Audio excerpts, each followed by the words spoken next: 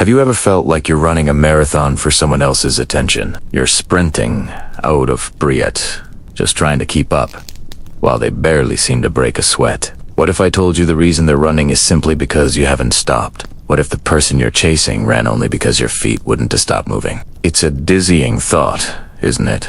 That the dynamic you're trapped in might be powered entirely by your own momentum. This act of chasing, whether it's in romance, friendships, or even professional aspirations, is fundamentally a confession. It's a loud, clear broadcast to the universe and to yourself that says, your value is immense, and mine is questionable. Every text you send that goes unanswered. Every plan you initiate that gets a lukewarm response. Every time you bend your own boundaries to fit into their world, you're reinforcing this belief. You're essentially holding a sign that reads, I am less important. This isn't about blaming you. It's an incredibly common human experience. We're social creatures, wired for connection. But somewhere along the line, the healthy pursuit of connection can curdle into a desperate chase. It's the difference between inviting someone to dance and begging them not to leave the dance floor. One comes from a place of shared joy, the other from a place of fear. Think of it like this. Your energy is a finite resource. When you're constantly chasing, you're hemorrhaging that energy. You're pouring it into someone else's cup, hoping they'll pour a little back into yours. But often, their cup is already full, or they're not even holding a cup. Your energy just spills onto the floor, wasted. You become energetically depleted, emotionally exhausted, and spiritually anemic. Your world starts to orbit them. Their moods dictate your day. Their availability dictates your schedule. You've become a satellite, caught in their gravitational pull, and you've forgotten that you were born to be a star. The great psychologist, Jung talked about the persona versus the self. The persona is the mask we wear for the world, the version of us that's desperate for approval. When we're chasing, we are living entirely through this mask. We're performing, trying to be what we think they want. But the true self is your authentic core, your inner organizing principle. It's who you are when nobody's watching, when you're not trying to impress anyone. The moment you stop chasing is the moment you give this true self permission to come forward. You stop performing and start being. This is where the magic, the real gravity shift, begins. When you consciously decide to stop the pursuit, something profound happens. You pull all that scattered energy back. You stop orbiting. You plant your feet firmly on the ground. You are no longer a satellite. You become a planet in your own right. All that energy you are giving away now consolidates within you. It's like gathering scattered light and focusing it into a powerful, coherent beam. This consolidation creates weight. It creates mass. It creates your own gravitational field. The philosopher Nietzsche had a concept he called the pathos of distance. It's the feeling of separation that comes from self-respect, from knowing your own worth and refusing to diminish it for others. By stopping the chase, you create this distance. It's not a spiteful or manipulative distance, but a necessary, self-honoring space. It's you, standing on your own mountain, looking out at the world, rather than scrambling up someone else's. Suddenly, the entire dynamic reverses. You are no longer defined by your relationship to them. You are defined by your relationship to yourself. You start investing that reclaimed energy into your own life. You pick up that dusty guitar. You call that friend you've been meaning to see. You excel at your work, not for praise, but for the satisfaction of mastery. You build a life that is so rich, so full, so authentically yours, that it becomes magnetic. People are drawn to substance. They are drawn to weight. They are drawn to those who are a center, not a circumference. When you become your own source of validation, when your happiness is no longer contingent on someone else's text message, you become incredibly attractive, not just to the person you were chasing, but to everyone. You radiate a quiet confidence, a self-contained power that is irresistible. You become a center of gravity. And the funny thing about gravity, it doesn't chase, it pulls. Things and people start to orbit you. In part 2, we'll explore how to turn this newfound absence into architecture. How to use silence and scarcity not as a punishment, but as a tool to build a structure of self that commands attention and pulls it back to you. Comment centered below if you are done orbiting and ready to become the gravitational force in your own life. Hey, let's talk about something powerful. Something most people are afraid to use. Absence. Think about it for a second. Your constant availability, your immediate replies, your willingness to drop everything for someone else. ... What does that actually teach them? It teaches them that your time is cheap, that your energy is endlessly available, and that they can treat you casually because you'll always be there. But what if you weren't? What if you decided to pull back, just for a little while? This isn't about playing games or giving someone the silent treatment to be manipulative. This is about creating a sacred space around yourself, a boundary made of air. It's about strategic withdrawal. For the next 7 days, I want you to try an experiment. Remove your automatic yes. Stop chasing texts with frantic double texts. Don't feel obligated to answer a call just because your phone rings. Let there be a pause. Let there be silence where your immediate response used to be. Watch what happens in that silence. It's like a clarifying agent in muddy water. The people who genuinely value you, the ones who respect your time and presence, they'll notice your absence and they will step forward. They'll reach out with intention, not just convenience. They'll ask if everything is okay. They'll make an effort. Their knock on your door will be respectful. But the others, the manipulators, the energy vampires, the ones who thrive on your reactions and your constant validation, they will start to suffocate. They'll get agitated. They might get angry or try to guilt trip you. Why? Because you've just cut off their supply. Their power over you was fueled by your predictable, immediate reactions. Veto that. They have nothing to work with. They'll rattle the door, demanding the access they thought they were entitled to. And in their rattling, they reveal their true intentions. Silence isn't a void. It's a diagnostic tool. It's a calibration of your own worth and a test of the relationships around you. Pleading, explaining, and begging for respect never works. It just makes you look desperate and lowers your value in their eyes. You can't argue someone into valuing you, but you can show them your value by demonstrating that your presence is a privilege, not a given. This process can be uncomfortable at first. You might feel guilty. You might worry that you're being rude or that you'll lose people. And you might, but ask yourself, are the people you lose by having boundaries people you really wanted to keep? True connection isn't built on 24/7 access. It's built on mutual respect. And respect requires space. It requires understanding that each person is a whole, individual being with their own life, their own energy, and their own time. When you're always on, you're not just draining your own battery. You're also preventing others from ever having to truly see you. They see the role you play, the reliable friend, the always available partner, the go-to problem solver. They don't see the person who needs rest, who has their own needs, their own desires. By stepping back, you force them to see the whole picture. You force them to acknowledge the space you occupy and what it feels like when it's empty. This isn't about being cold or distant forever. It's about a temporary, strategic retreat to reset the dynamics. It's a quiet declaration that your peace is non-negotiable. You are teaching people, through your actions rather than your words, how you expect to be treated. Your silence speaks volumes. It says, my time is valuable. My energy is finite. My presence is a gift, and I will share it with those who appreciate it. Those who don't will simply fade away. And that, my friend, is not a loss. It's a clarification. It's making space for the people who are ready to meet you where you are, with the respect you've always deserved. Next, we build the walls. Standards that end negotiation. Save this and return for part 3. If you're ready to stop over-explaining. When you stop defending your limits, people finally meet them.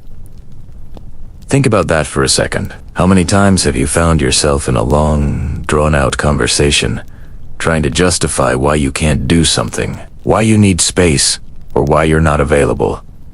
It's exhausting, isn't it? You lay out your reasoning, You explain your feelings.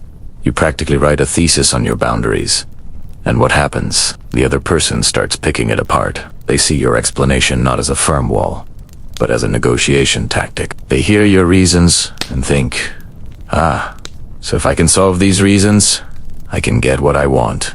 You've accidentally handed them a user manual on how to dismantle your own defenses. This is the core mistake many of us make. We believe that a good boundary is one that is perfectly understood and validated by the other person. But the truth is, explaining often feels like begging. You're begging for their understanding, begging for their approval, begging for them to grant you permission to have your own limits. It puts you in a position of weakness, as if your needs are only valid if they pass someone else's inspection. We need to flip the script entirely. It's time to move from explanations to standards.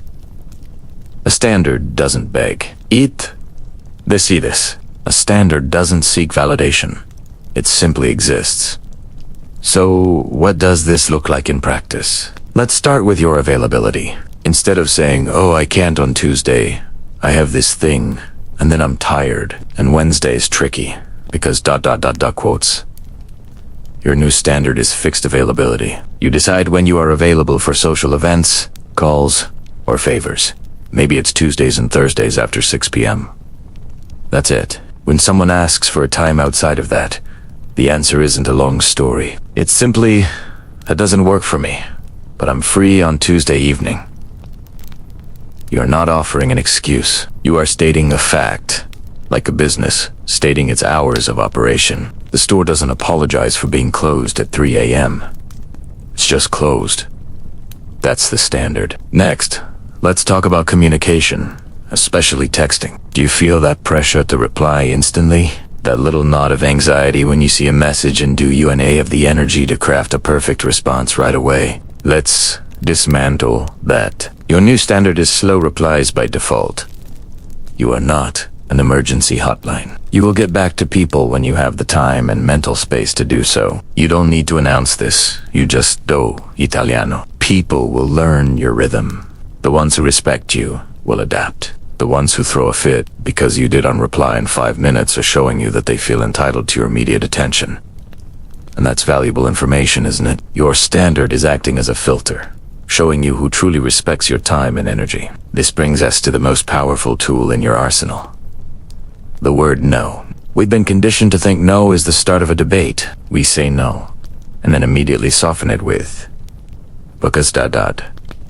double quotes, as if the no itself is too harsh, too final. From now on, I want you to practice this. No is a full sentence. Let's try it. Someone asks you for a favor you don't want to do. Your response, I won't be able to do that. Full stop. Don't add, I'm so sorry, I'm just so swamped. Don't add, maybe another time. Just a calm, clear no. Feel the power in that.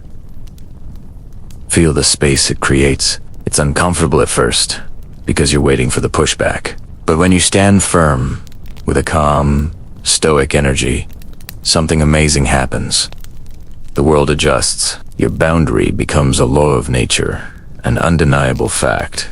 The less you justify, the more people are forced to simply accept it. Finally, access to you, your time, and your energy must be earned through reciprocity. This isn't about keeping a transactional scorecard. It's about recognizing that healthy relationships are a two-way street. If you're constantly giving, helping, and supporting someone who offers nothing in return, you are not in a relationship. You are a resource being drained. Your new standard is to invest where you see a return. This doesn't have to be monetary. It can be emotional support, respect, appreciation, or effort. When you notice a one-sided dynamic, you don't need a dramatic confrontation. You simply pull back your energy. You match their level of investment. You become less available. You offer less, not as a punishment, but as a natural consequence of the imbalance. You are a sovereign nation, and you decide who gets a visa. Access is earned, not given away freely to everyone who asks. By setting these standards, fixed availability, slow replies, a complete no, and earned access, you stop chasing and start attracting. You stop begging and start deciding. Your calm confidence becomes the enforcement. Your peace becomes the priority. In part 4, we go underground shadow work to expose why you were chasing in the first place. Type standard if you're done seeking permission. What if the person you're desperately trying to win over isn't really them? What if they're just an avatar, a stand-in for the one person who never turned around for you when you were small? That intense, magnetic pull you feel, that desperate need to get their attention, their approval, their love. It feels so real, so specific to them. You think, if I could just get them, to see me, everything would be okay. But let's pause and look a little deeper into what Carl Jung called the shadow. The shadow is where we tuck away all the parts of ourselves we were taught to disown. The needy child, the angry teenager, the parts of us that felt too much or not enough. We push them into the darkness because we believe they're unlovable. But these exiled parts don't just disappear. They run our lives from behind the scenes, especially in our relationships. That compulsive urge to chase someone who is distant, unavailable, or inconsistent, that's often a shadow part breaking through. It's a reenactment. You're not just chasing a potential partner. You're chasing a feeling you've been longing for your whole life. You're trying to rewrite an old story. Let's talk about the fawn response. This is a survival strategy we learn in childhood, often in homes where our needs were unmet, or where we had to manage the emotions of our caregivers. We learn to be pleasing, to anticipate others' needs, to erase our own boundaries, all in a bid to earn safety and connection. As an adult, this looks like chasing. You become a perfect partner. You bend over backwards. You try to prove your worth, hoping that this time, your efforts will finally be rewarded with the love you crave. You're essentially trying to get your parent to finally turn around and see you, but you're doing it with a stranger. And beneath this fawning, this chasing, is a profound fear of abandonment. This isn't just a simple fear of being alone. It's a primal, terrifying feeling that your survival is at stake. When the person you're chasing pulls away, it triggers that old wound, that deep-seated belief that if you're not chosen, you will be left. And being left feels like annihilation. So you chase harder, not just for them, but to outrun the terror of that feeling. You're trying to control the outcome to avoid facing the pain you've been carrying for so long. Jung's work on the shadow invites us to do something radical. Turn around and face what's behind us. Stop projecting your unfinished business onto other people.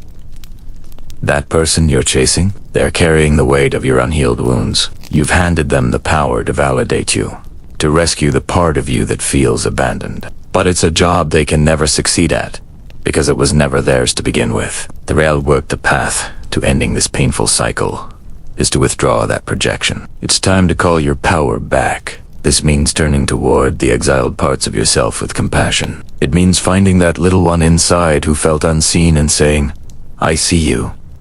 I'm here now. I will not abandon you. This is the process of reparenting. You give yourself the unconditional love, the validation, and the security you never receive. You have to grieve. You have to grieve the love you didn't get. You have to mourn the parent you wished you had. This grief is not about blaming. It is about acknowledging the truth of your experience and letting go of the hope that the past can be changed. When you allow yourself to feel that sadness, you release the energy that has been fueling the chase. As you do this work, something magical happens.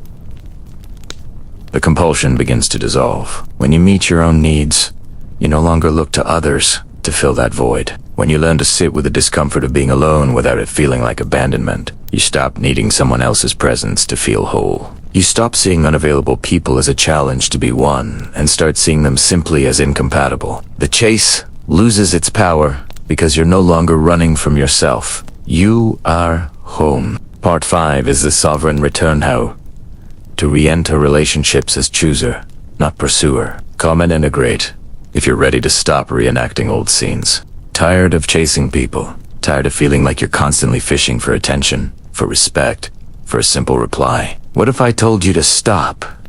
Stop fishing. Instead, become the hub stable, scarce, and worth the entire voyage. This isn't about playing games or being cold. This is about reclaiming your power, your sovereignty. It's about understanding that your energy is a precious, non-renewable resource, and it's time you started treating it that way. The first step in this sovereign return is to speak less, but with more weight.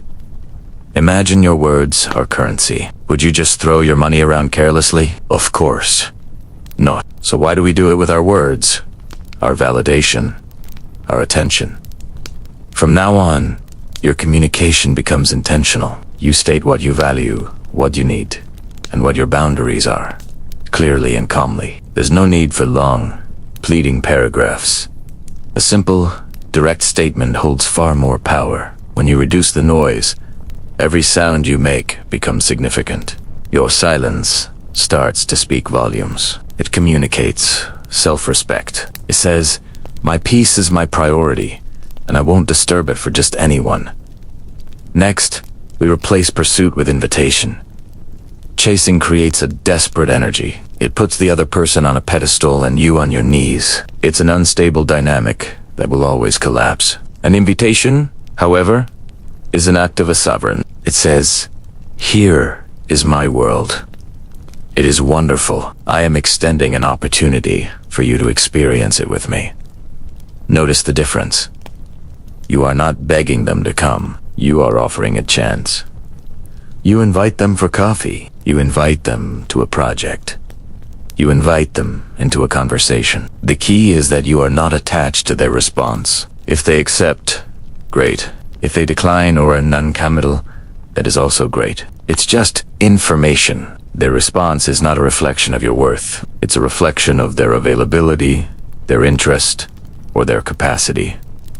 And that's okay. You're not trying to convince anyone. You're simply presenting an opportunity. Now, how do you know who is worthy of these invitations? This is where you implement your filters. Think of yourself as a high-end, exclusive club. Not everyone gets in. Your first filter is the reciprocity check. Are they investing back into you? It doesn't have to be a perfect 50-50ths split, but is there a genuine effort? Are they asking you questions? Are they initiating plans? Sometimes, or are you the only one keeping the conversation afloat? The only one making plans? If you find you're always the one reaching out, try a simple experiment. Stop. Just for a little while. See who notices. See who reaches out to check on you. The silence will give you your answer. The second filter is the delayed response. This isn't about playing hard to get. It's about detaching your emotions from the immediate need for a reply. When you send a message or extend an invitation, you release it into the universe and get back to your life. You go to the gym, you work on your project, you read a book. You don't sit there staring at your phone, waiting. This practice does two things. It shows you that your life continues and thrives without their immediate validation, and it gives them the space to respond genuinely, not out of pressure. Their response time and quality become data points. A person who is genuinely interested will find a way to get back to you in a reasonable manner. A person who is lukewarm or disinterested will reveal themselves through their delays and low-effort replies. Let them. Finally, the most crucial filter. Consequences. This sounds harsh, but it's simply the natural law of relationships. If someone repeatedly disrespects your boundaries, cancels last minute, or shows a consistent lack of interest, the consequence is not a confrontation. It's not a dramatic fight. The consequence is your reduced access. You become less available to them. Your invitations become less frequent, or they stop altogether. You are not punishing them. You are protecting your peace. You are curating your circle. You're allocating your precious time and energy to people and activities that nourish you, not drain you. Your presence is a gift, and it must be earned, not just expected. When you combine these elements, speaking less, inviting instead of chasing, and using these filters, something magical happens. You stop radiating neediness and start emanating self-assured calm. This is a magnetic energy. People who are secure in themselves are drawn to other secure people. Those who seek to take advantage or who thrive on drama will be naturally repelled by your new, solid foundation. You're no longer a fleeting wave, crashing and seeking the shore. You are the shore. Stable, consistent, and powerful. Your presence becomes earned, and your absence is felt. People will have to choose to meet you where you are, because you are no longer willing to lose yourself chasing after them. This isn't about becoming unfeeling. It's about feeling everything, but choosing to act from a place of strength and self-worth, not from a place of fear or lack. You are the sovereign of your own life. Declare one non-negotiable in the comments with the word sovereign. Share this with someone who overchases, and watch the next episode on emotional detachment to lock in your new gravity.